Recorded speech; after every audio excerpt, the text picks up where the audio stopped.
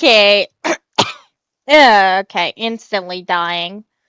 God, is that gonna be my intro?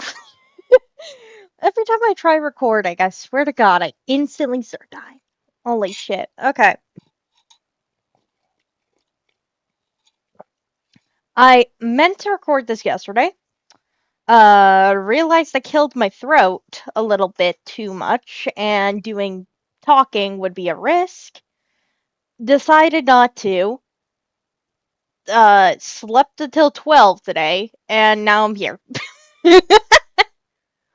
Um, yeah, I'm sorry. This fic was too funny not to make a meme for a thumbnail. I know this isn't how his quirk works, but it's hilarious. Anyway, I'm gonna read the stuff here. Um, Gen fic.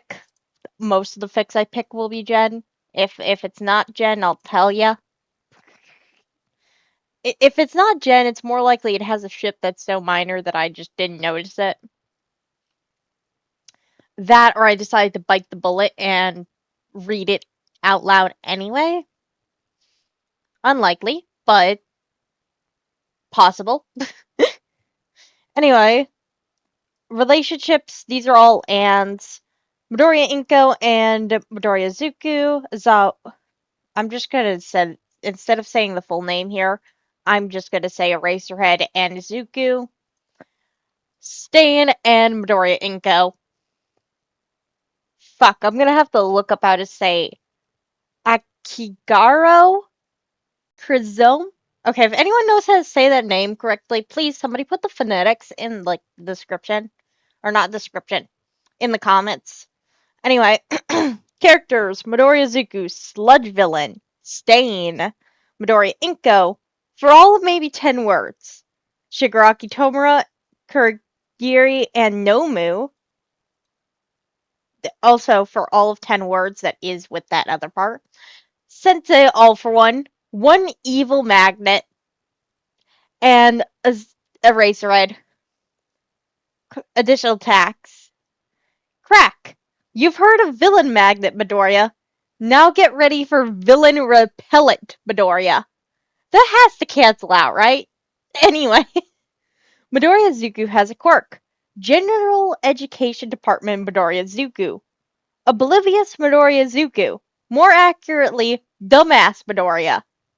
Unintentional spontaneous relocation. I'm sorry. Um, there are some really funny references in this fic to things. This is only a 2,000 word fic, so it's not too big. Quirk Band-Aid Purposeful Space by MothMothhMothh. Summary. Midoriya has a villain repellent quirk. It does its job quite well. This is a note that I am gonna read because it does explain something. Okay, clarifying statement. The quirk only repels those with the intent for potential or intent if deemed dangerous enough to cause harm to Midoriya and removes them before they get the opportunity. Anyway, I only realized over halfway through there was no dialogue, so it takes a while for an actual conversation to occur.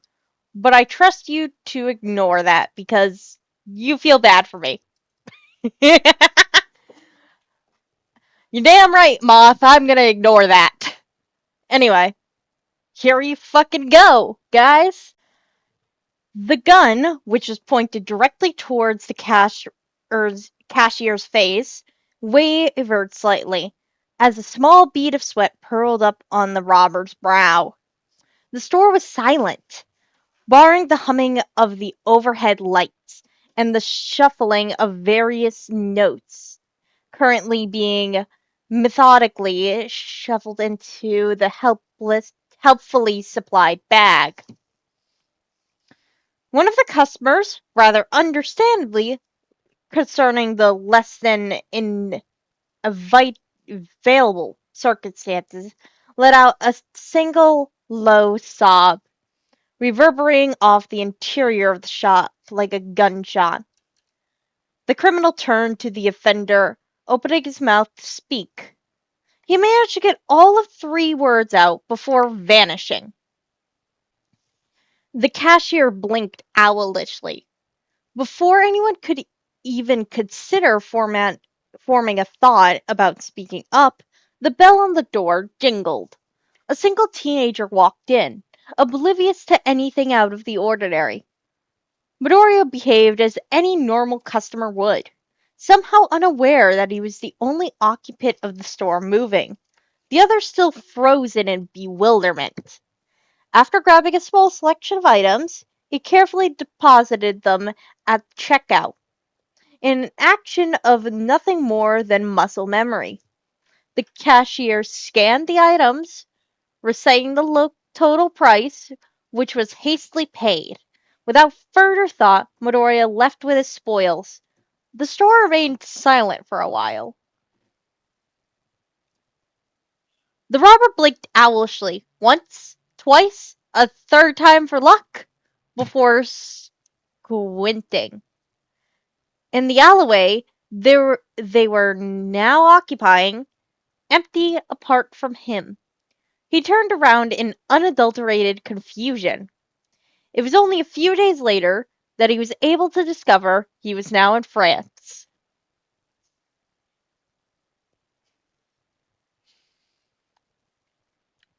Despite having Despite already having walked into a small number of walls, Midoriya continued his online search for non-magnetic tableware.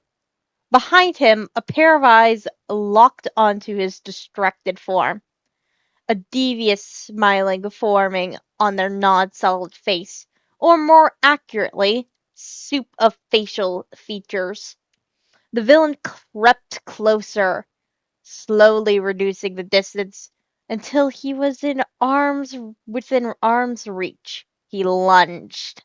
Alas, he never reached his target. Far from it, rather slamming into a brick wall. After taking a moment to recover, he was able to assess the reasoning behind why his attack failed. His location had changed, just slightly. Midoriya remained unaware, and All Might remained unable to find the escaped criminal, mainly due to the fact that he was currently confused in a rural American prison cell. When the quizzical situation was covered on the news, Toshinori frowned, attempting to consider just how the villain had managed to leave the country and get arrested in the span of 9 minutes. Much like anyone in his shoes, he shortly gave up on the endeavor. Midoriya did not get into UA's heroic course. He did, however, make it into general education department. This was quite important, as when the class's teacher made the innocent request for his students willing to be victims for some of the heroic course training session, Midoriya had, to his own surprise, been the sole volunteer. His teacher shot him a mournful, pitying look before sending him off. Midoriya was given a separate coach from the 1A students. Not that he was complaining, of course. Supposedly to retain the planned surprise. The journey was gloriously quiet. An experience ruined only by it ending. Stepping off the vehicle was like stepping out of bed on a cold morning. Barely resisting the urge to claw at the doors in tears, begging to be let back on, Midoriya turned away, ignoring the glowing blur in his vision. His focus switched to the large dome-shaped building towering over him. The interior was somehow more impressive, split into various sections and fragments of a whole. His, obser- ob- his observation skills were much to his despair, cut short by the heroic students arriving. Midoriya faded into the background, a practiced skill, acknowledged with only a raised eyebrow from the 1A teacher, who looked somewhat familiar to the teenager. As the group was being briefed on the lesson and given a surprisingly deep lecture on the dangers of Quirk misuse, Midoriya returned his focus to the building. In the midst of his visual exploration, he paused, squinting at a misty purple something shifting ominously by the fountain.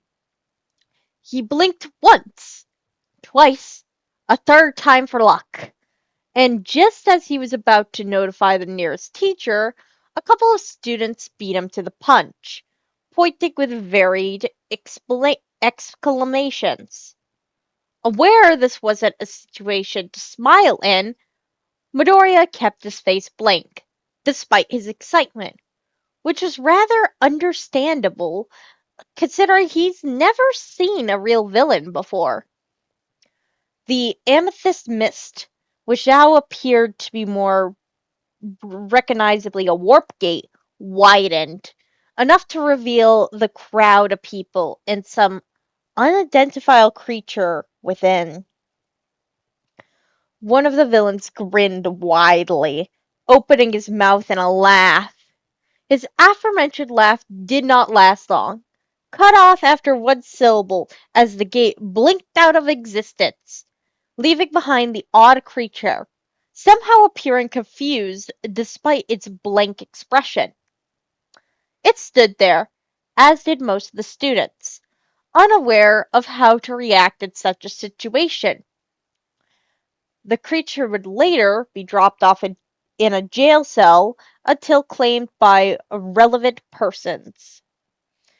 The plethora of villains found themselves standing at a near endless shelves, deep inside an unknown IKEA. Most of them were left behind when Kurogiri warped out with Shigaraki, never to be seen again. All for one sat at the large table, the room illuminated by the lit candle on a cake in front of him. The words on it, "Congrats for your first UA attack," would be read only by him, as Kurogiri and Shigaraki never returned, lost in the wonders of Sweden. "How certain are you?" he asked, matching the boy's pace to the best of his ability. "Not sure." He passed his phone to the hero. "Equipment matches the previous attacks. Outfit matches eyewitness reports." He hastened his step, nearing the exit of the building. "I get that it's not much, but I've got nothing to lose." "Midoriya?" The teacher tried. Midoriya spun around, a single eyebrow raised, walking backwards at this point. "I'll go with you. I'm sure they can last an hour or two without me. And..." He shrugged. "Better safe than sorry." Midoriya offered a strained smile, turning back just before he walked directly into another wall. Midoriya was thankful for cars. He was additionally thankful for the presence of adult who A. had a car and B. was able to drive. They arrived barely 15 minutes after the original message, and Midoriya flung the door open, key still in the lock. He made a direct eye contact with the man seated on a sofa, a floral teacup clutched in one hand, far too small for a man of his stature. Almost like a doll in its remarkably ill-sized dollhouse. The eye contact remained unbroken as the adult behind him subtly activated his quirk. Well, as subtly as glowing eyes and a floating capture weapon could be. Rather embarrassingly, it was at this point Midoriya recognized who the hero with him was. Akario blinked blankly, finishing off the last of his tea before setting the cup carefully back on on its coaster. After glancing at Inko, who'd also finished her drink, he collected all the used chinaware, transporting them to the kitchen as if nothing was out of the ordinary. Midoriya, relaxing about as much as possible given the circumstances, switched his focus back to the still open door, tugging out his keys and closing it. So, he began, still clutching his bag as if it were a shield. Why is there a murderer in our house? Inko's eyes widened. Murderer? Midoriya pinched his brow. Did you not see the knives? He cut himself off, realization dawning on the pair. Aizawa stood behind them, obviously missing out on some crucial information. Knives? Inko's voice shuddered slightly, as if timed for maximum comedic effect. A large clanging sound came from the kitchen, as if a particular metallic car had crashed into a silverware store, and that had just gotten a new shipment of products. When the mother and son duo peered into the room, they were greeted with the sight of the feared, wanton criminal stuck to the fridge by his weapons, struggling to escape, in the same manner one might expect from an upside-down tortoise. Inko sighed in a way that told Zawa and Akario just how used she was to such a situation. Sorry, Akario. My husband decided the perfect gift to give us as an apology for missing the entirety of my son's life was a fridge magnet. It's got stronger magnetism than we anticipated. The Midoriya household had been treating magnetic metals like controlled contraband for the past 9 months, unable to remove the fridge decoration that stared back at them with a cheap rendition of some American bridge, faded in spots despite being, at the time, brand new. Midoriya tugged at the hero killer's shoulder for all of 3 seconds before giving up. Azawa stepped forward to help him into the kitchen, and that was his fatal, metaphorically, error. The capture weapon around his neck snapped forward, approaching Akario rapidly. Before it could make contact, the culprit behind it, the cursed magnet, vanished, leaving the hero killer to fall to the floor like a damp cloth, landing in a pathetic heap on the ground. Azawa stood awkwardly. I'm going to arrest this guy now, okay? He asked rhetorically, but whilst looking at Midoriya, who was similarly stumped. That's a shame, Inko mused. Do you think I'll be allowed to send letters? And so, the mighty hero killer was dragged off, never to be heard of from again, except, of course, the frequent letters exchanged with Inko. Deep at the bottom of the Atlantic Ocean, the magnet lay, too far from anything metallic, and attracting nothing other than dirty looks from the nearby aquatic life.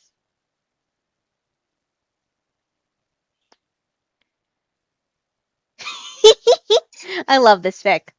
Um, slurp my tea.